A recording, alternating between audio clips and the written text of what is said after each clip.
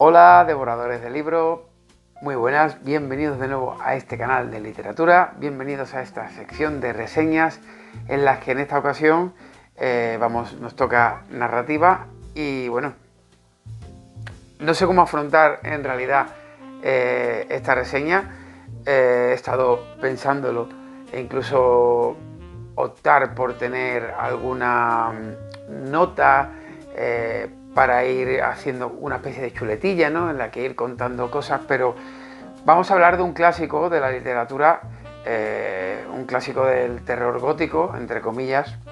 No la consideraría en sí una novela de terror. Sí, estamos hablando de Frankenstein o el moderno Prometeo de Mary Shelley.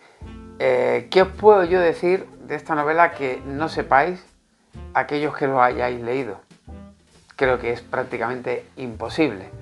Empezar diciendo que Frankenstein no da nombre al monstruo, cosa que mucha gente, por culpa de Hollywood, ha creído así, es algo que los amantes de Mary Shelley y de esta impresionante obra, evidentemente sabéis de sobra. De hecho, os puedo contar, y vamos a empezar así, ¿vale? Contando la historia de cómo llegué yo finalmente a leer este clásico, que no es que me resistiera, sino que no se dio la ocasión, y creo que ha sido en estos momentos el idóneo por varias razones, ¿no? La primera es que hace ya unos meses mi querido amigo, compañero y paisano Abel Rincón Escudero, en su cumpleaños le regalaron esta edición de Valdemar. Y ahí fue cuando yo consideré que sería la única manera en la que yo me leería este clásico, ¿no? Con esta edición, que es una pasada, es preciosa, la voy a enseñar de cerca, muy bonita, tapa dura, pero claro, ya no solo porque tenga este libro, sino porque tiene una introducción increíble, un estudio brutal sobre la vida de Mary Shelley y también de sus padres, la influencia que ambos causaron en ella para llegar a hacer un monstruo de la literatura, una mujer que murió apenas con 50 y pocos años, pero que a los 18 fue cuando creó esta obra maestra. Ya os digo, datos de todo tipo os podría dar. De hecho, ya os digo, aquí la historia en realidad de Frankenstein empieza a partir de la página 80. Son un total de 300 y poco, creo que son. O sea, no es una novela larga, todos lo sabéis, pero tiene tantos matices, tiene tantas cosas en las que se podría diseccionar esta historia, tantos frentes, que yo no sabría por dónde empezar. De hecho, si no os es suficiente esta humilde crítica o opinión, reseña, como queráis llamarlo, yo os invito a que conozcáis un monográfico que hicieron mis amigos de Nigromantes Literarios, Naviru Xorno y Saray Ramírez, sobre este clásico y sobre Mary Shelley, que todos sabemos que para Saray Ramírez Mary Shelley es Dios, ¿no? Como dice ella, que es muy, muy cómico ese audio que tienen grabado en Nigromantes. Invitaron a un compañero y entre los tres desgranaron la novela, a ella, sus padres, Percy Shelley, su marido, en fin, un monográfico increíble. Yo no voy a meterme tanto de lleno en ello. Yo he decidido finalmente, como os digo, sin ningún tipo de nota, lanzarme de cabeza al vacío y hablar de esta novela desde el corazón, o lo que a mí me ha hecho sentir. He pasado por diferentes fases durante la lectura, no os lo voy a negar, ¿vale? Normalmente siempre abro mi corazón de par en par a la hora de hablar de un libro, lo que me ha supuesto. Creo que ha sido un hándicap bastante fuerte y gordo el hecho de haber visto demasiadas versiones en el cine o en series, por ejemplo, de este personaje, porque me ha hecho ver la novela de otra manera. Ahora comprendo perfectamente a todos aquellos amantes de este libro que consideran que no ha habido, y yo soy otra de las personas que me sumo a ello, no ha habido una adaptación acorde con este libro. De hecho, no recuerdo si ninguna de aquellas versiones que he visto arrancan de la misma manera que arranca esta novela, y que a mí personalmente, como no la leí, pues me sorprendió, ¿no? Y es el hecho que en realidad se podría decir que es un libro, una carta epistolar, ¿no? O sea, una epístola en la que un personaje, en este caso, que no es Víctor Frankenstein, sino que es un tal Capitán Walton, está en un viaje a la Antártida, en un viaje sin retorno, en el que quieren llegar al lugar más árido de la Tierra, junto con otro grupo de locos navegantes, y en la que por ciertas circunstancias encuentran una barca donde está este hombre, Víctor Frankenstein.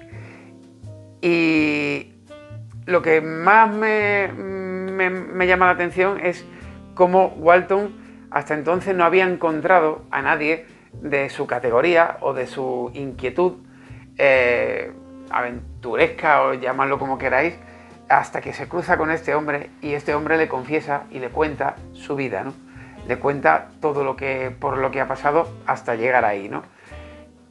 Os he dicho que es una novela epistolar, entre comillas, porque este personaje le cuenta esta historia a través de una carta a su hermana, que tampoco sabe si la carta finalmente llegará a su hermana, ¿no?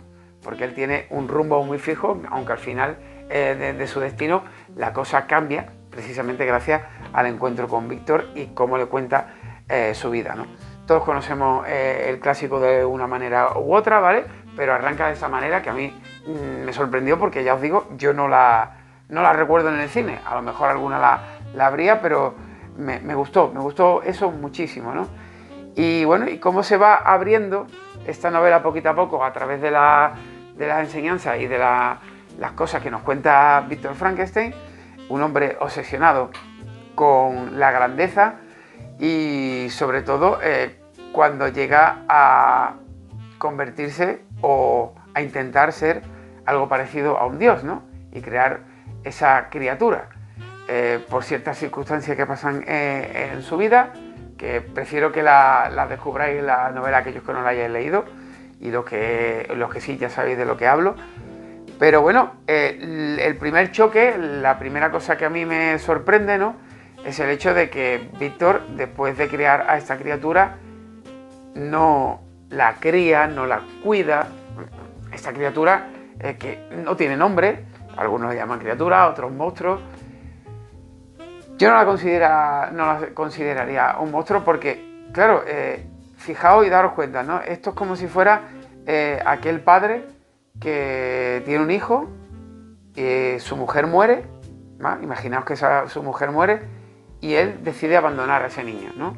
Digamos que en cierto modo le culpa, ¿no?, de la muerte de su mujer, ¿no? En este caso no es así, porque él lo crea de cero. Lo más curioso de todo esto, y es verdad que yo discutí, entre comillas, con mi querida amiga Saray, el hecho de que había ciertas cosas que no entendía por parte del monstruo, y que sí le daba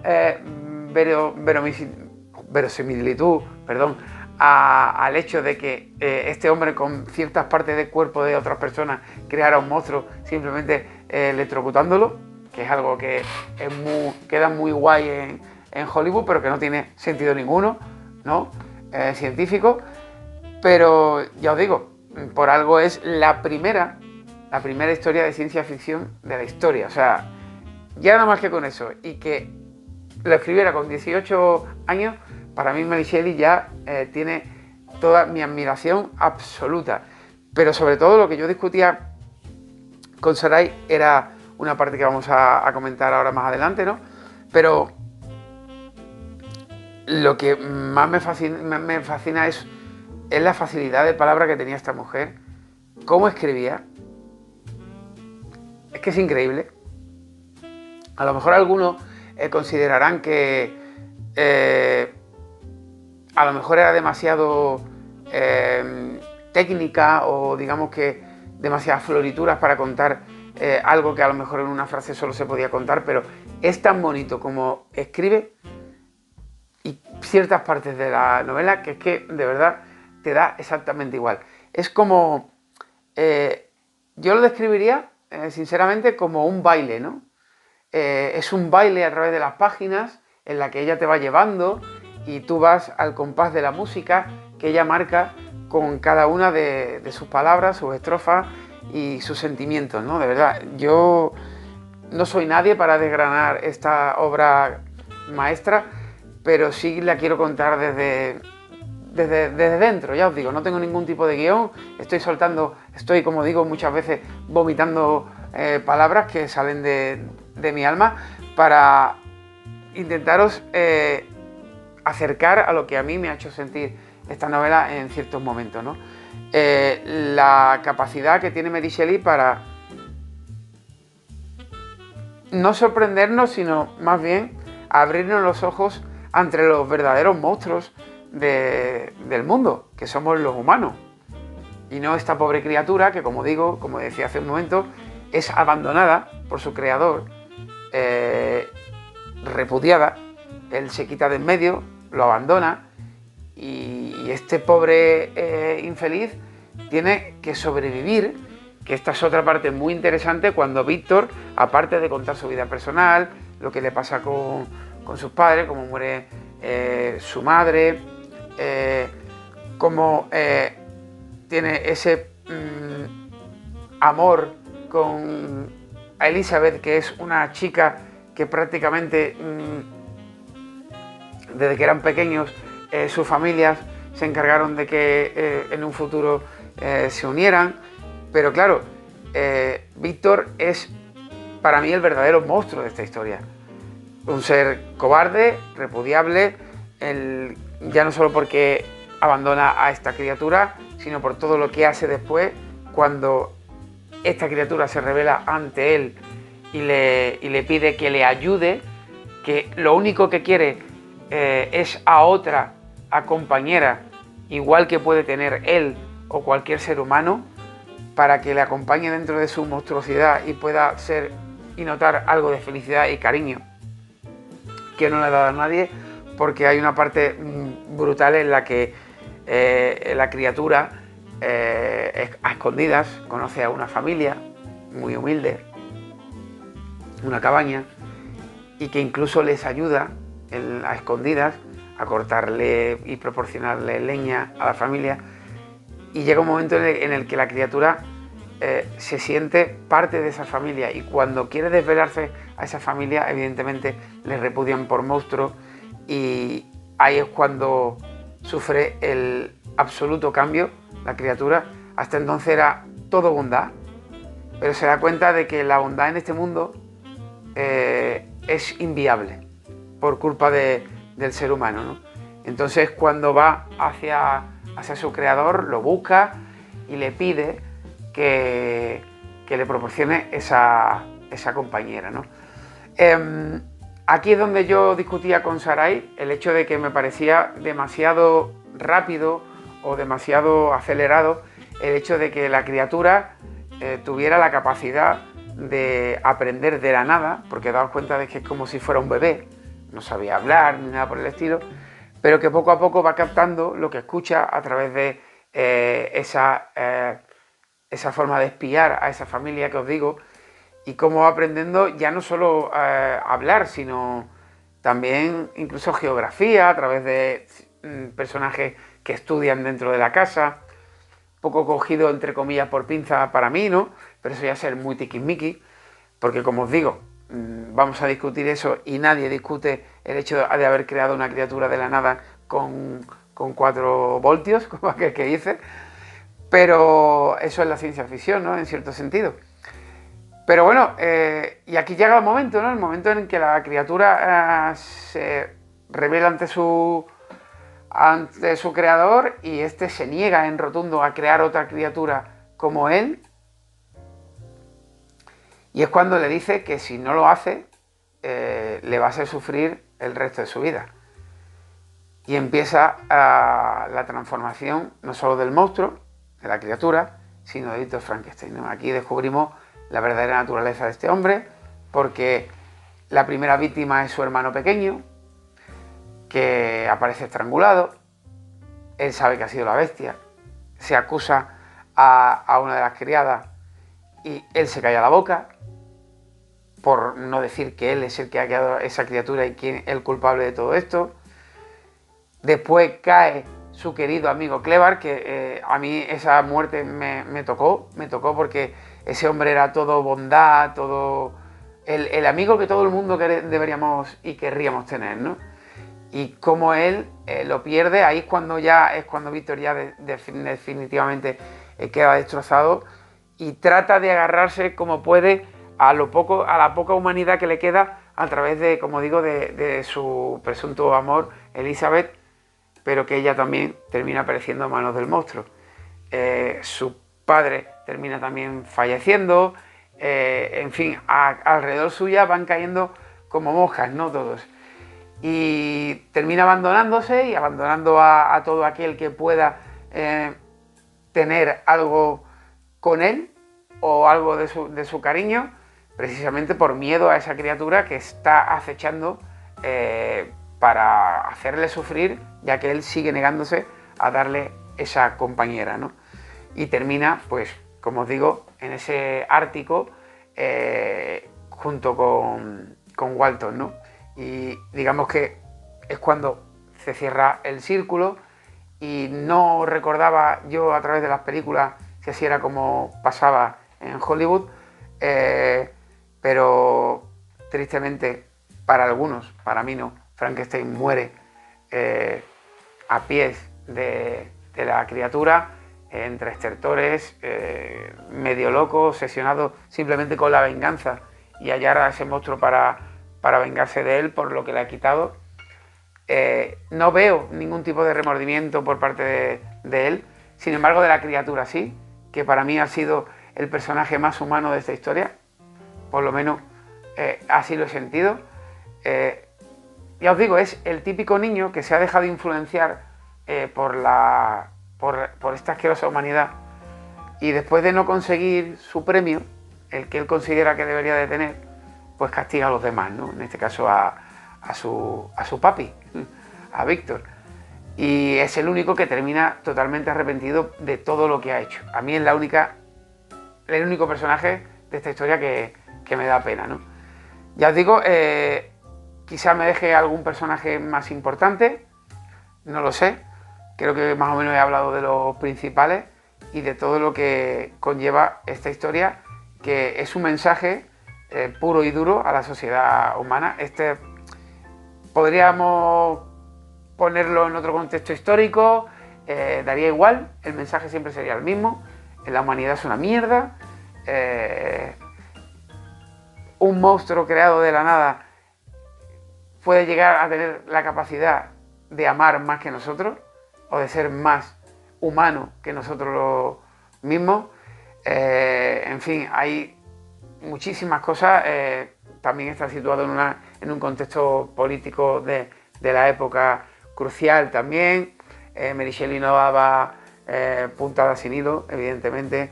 Los escenarios son todos ideales para crear la atmósfera en diferentes aspectos, ¿no? Ya no solo la mansión donde él vivía, lo que pasa en el Ártico, sino su casa antigua, el laboratorio, todo creando una atmósfera que, digo, ha sido catalogada como gótica, ¿no? Y que, ya os digo, es un disfrute absoluto.